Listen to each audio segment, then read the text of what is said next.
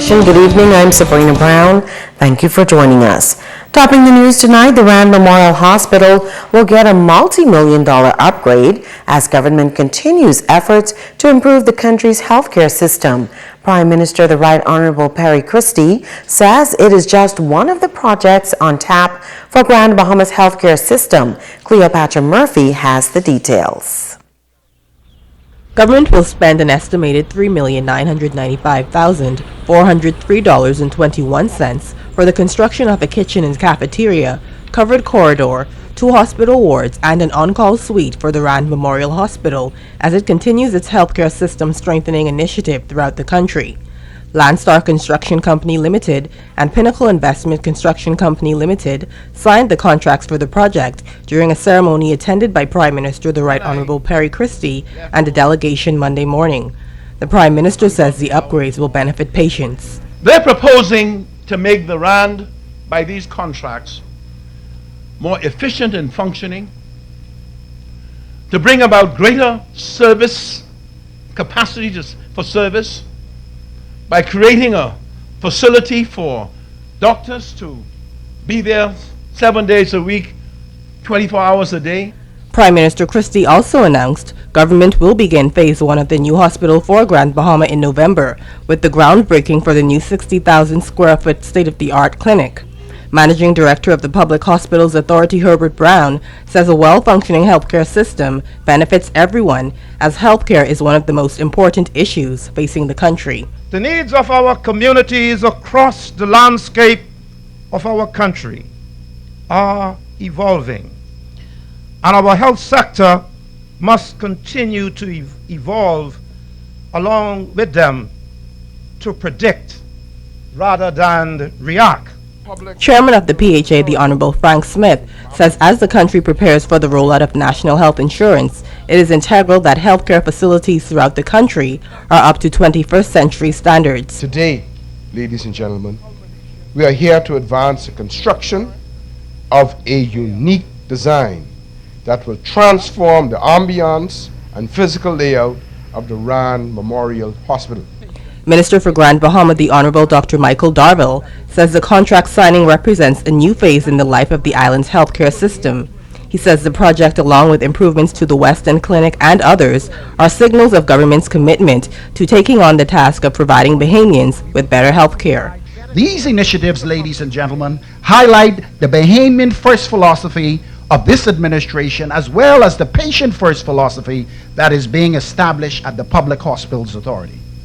Work is set to begin on Tuesday and will be completed in 38 weeks. Cleopatra Murphy, ZNS Network News. Construction Company Limited has been awarded a $1.6 million contract for a connecting corridor between the new cafeteria and the existing Rand Memorial Hospital and on-call suites for doctors. President Michael Edwards says some 75 to 80 persons will be employed on the project and work will begin on Tuesday. Our work speaks for itself. It's our slogan, customer satisfaction, and we do, our quality of work speaks for itself. There's no question the public can look forward to top-notch quality construction, workmanship, and materials. No question about it. Landstar Construction Company Limited was awarded a $2.3 million contract to construct a new kitchen and cafeteria, in addition to 2 4-bed wards at the hospital. Co-owner Darylyn Grant says this project will employ up to 60 people and assures that the company will deliver a quality product. We're just happy that we have partnered with the government and PHA to build these facilities, and we look forward to doing a great job and finishing on time. In other news, the Grand Bahama Power Company lighting project is advancing on Grand Bahama, this latest phase taking company officials off the mainland, where work crews are busy developing what they describe as a more cost-efficient system. Italia Hall traveled along with company officials. The Grand Bahama Power Company continuing with a multi-million-dollar initiative with officials heading to East Grand Bahama. Months ago, the company began a massive streetlight program, changing over 9,000 streetlights and night guard lights on Grand Bahama. The company has now moved their efforts over to Sweetens Key, where crews have been busy improving that key's lighting system as well. Operations and Maintenance Manager for the Transmission and Distribution Department, Delano Arthur, says the company is committed to providing the most efficient energy possible. One of the things that is very important is these lights, they're environmentally friendly. It's a part of our strategic plan to be a more greener, more responsible organization. And they're more reliable. They have a lifespan of about 10 to 15 years. And on top of that, they burn less energy as the incandescent light bulb or the regular light bulb that you would have in your household. The LED light program costs a total of $5 million, with $3 million going directly into the Bahamian economy through contractual agreements with local businesses. Arthur explains how customers will benefit from this as well. It benefits the customers by the less energy that we can save, the less energy that we can consume, the less energy that our plants would burn. It will help in the deferred generation cost so that we wouldn't have to build another turbine, so that we wouldn't have to build another slow speed or medium speed diesel unit.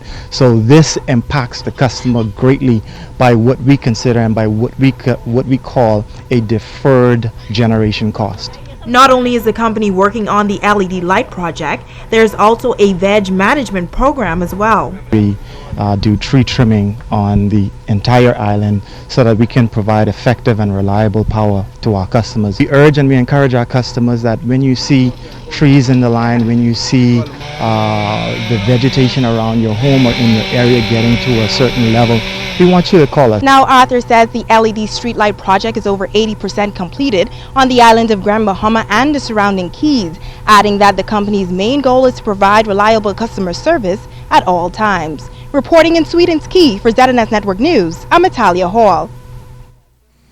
Now, just hours later, the power company was hit with a massive power outage, plunging thousands of residential and commercial customers into darkness. Cleopatra Murphy met with power officials on Sunday morning to find out the reason for the massive power outage. Nearly 20,000 Grand Bahama Power Company customers were without electricity after weather conditions led to a breakdown at the company's Peel Street generating facility early Sunday morning. Corporate Communications Officer at the power company, Cleopatra Russell, says the outage and what appears to have been an island-wide blackout began shortly before 7 a.m. and work crews were immediately called in. As soon as we realized that we had some challenges, it was all hands on deck, both on the transmission and the distribution side, which we call our T&D side, as well as our generation side. We had two crews inside of the generation plant working both of the plants simultaneously, as well as we had individuals posted at all of our substations in case we had any further issues, so we were able to control the system both manually and electronically. Russell says a vast majority, if not all of the company's commercial and residential customers were impacted, but by 10 a.m., 85% of customers had service. We were able to get the first set of customers restored within an hour and a half to 2 hours, and all of our customers were restored within 3 to 3.5 hours. Officials were still trying to determine the exact cause of the outage Sunday morning. Russell noted that despite the perception that the company shuts its system down in bad weather, that is not the case. The power company never deliberately shuts power in the weather. We do have a weather protection system that automatically protects the system when the weather becomes severe. However, we're sure that this was related to the weather. We're just assessing what the root cause of this one was. Russell says the company and its staff of 200 continues to experience some level of success as it moves to increase its reliability. In the short term, she stated no additional outages are expected. We think we're doing a very good job of making inroads when it comes to our protection system, our preventative maintenance system, both on the generation and the transmission and distribution side. And we will continue to work day in and day out to ensure that our customers get the reliability of service that they deserve. Cleopatra Murphy, ZNS Network News.